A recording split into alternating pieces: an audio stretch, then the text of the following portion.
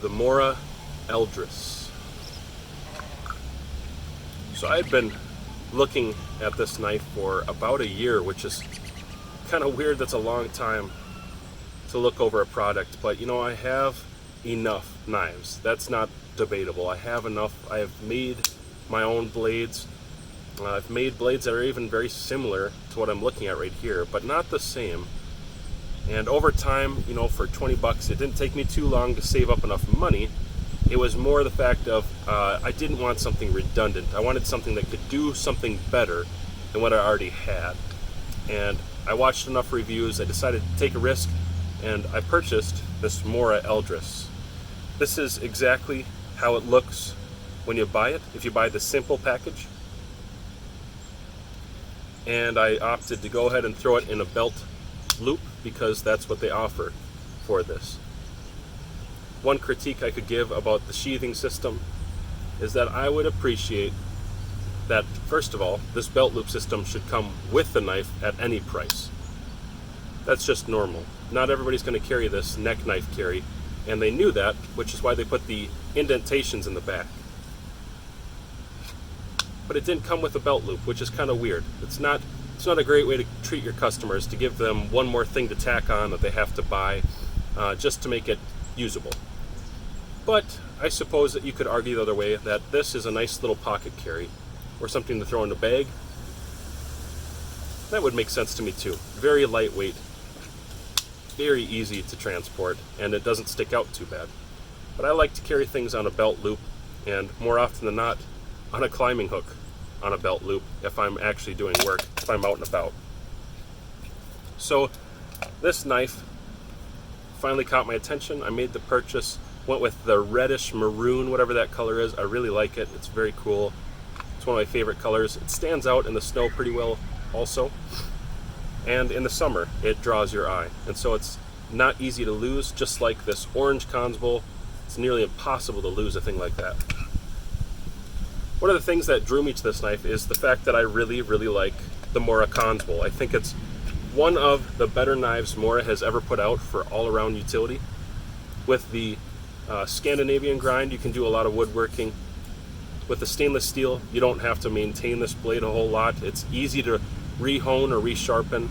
With a dual grind, it actually makes sense because you could process fish or food with the thinner portion, which is tapered.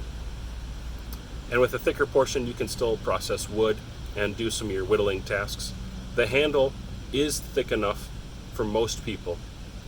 It's broad enough for most people, and it's very gummy and tactile. It's easy to clean off, and strength-wise, it's a great middle-of-the-road option. It's not quite like a survival knife, but I guarantee you could survive with that knife if you had to. You just have to be smarter with it.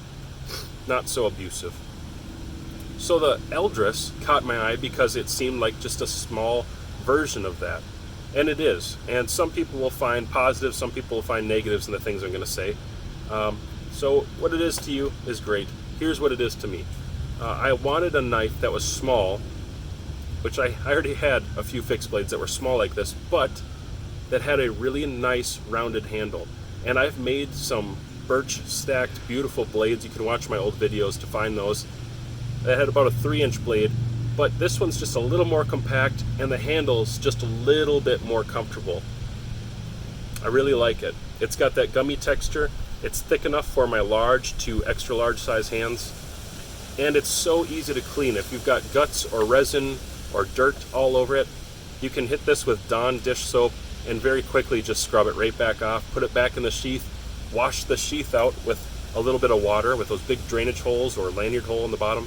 It's extremely easy to maintain this blade. It's stainless, it's never rusted. I've never seen this type of steel rust at all, actually, even when wet for a long time, when I've left it in the sheath wet. So it's very resilient, and around $20 it does a lot of the things that a folding knife could do, like my Finwolf or my Bush Ranger, but it's way more comfortable. It doesn't have the gap where the blade would fold in, and you don't feel that in your hand. Now you do sacrifice some cutting edge length with that, and perhaps a little bit of leverage power because of the length. Perhaps. That's still debatable. The pocket knife carries nicer in the pocket, obviously, than this whole system does, because it's thicker. But it's really not a hindrance to me to wear this on my belt and reach over and grab it. If I'm doing stuff around the house, little projects, I actually really like to use this because of how easy it is to sharpen up, how cheap it was, and it's just the most maintainable, quickly discardable kind of blade that I've ever had. I wouldn't feel bad if I broke it or ruined it, and I also don't think that that's going to happen to it. I think it's pretty durable, and it holds up to the normal use tasks that I put it through, even probably extending its capabilities into batoning a little bit. I know that could be considered abusive, but I've noticed that it's very, very strong, and I don't sense any flex or problems with the blade after using it a little bit hard.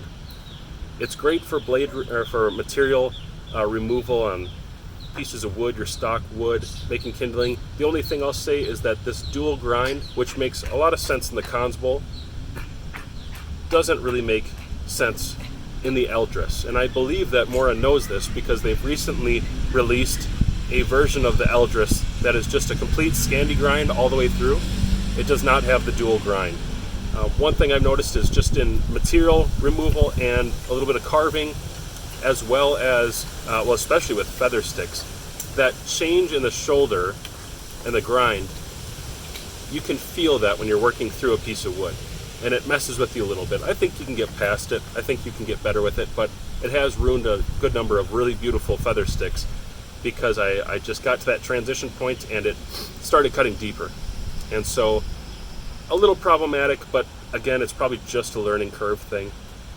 Some people would prefer, I'm sure, that the blade was 1 inch longer. Maybe Mora will release a version with a blade that's 1 inch longer, but I just don't see a need for it. I think between the two, these two things cover most of what I ever do with a knife. Sometimes I prefer a much more rigid piece of steel or a more expensive piece of steel, something with better edge holding capability, but on my day-to-day tasks or even most trips, stuff like this is going to do just fine. As far as taking things on trips and actually using the blade the way it's probably intended to be used, I don't foresee myself taking these two blades together. That is redundant. I don't foresee myself taking these two blades together unless this is just in my EDC pack, which is ultimately my plan. This will replace a Spyderco Resilience. I think I can use this a lot better than the Resilience, and this is stronger and more comfortable, easier to clean. The versatility is going to win out here. But when I have my Rat 7 in the woods with me, I don't think I would prefer to have this. And I think with the Rat 7, I could get by with having just this and that paired together. And between the two of them, you have food processing, wood processing, chopping, fire starting, all that kind of stuff covered really, really well. And this one being the blade that is easy to clean off, it could kind of fit any of those roles just fine. And the Rat 7, as I've modified it, you can watch that video, made it more comfortable. I think these two, with their handles being how they are not going to beat up my hands in the summer or the winter. I can wear them with or without gloves, and I don't expect hot spots. I can do most of the things I'm used to doing when I'm out in the woods, and I don't have to, be checking back in my pocket and making sure it's still there all the time like I do with a pocket clip.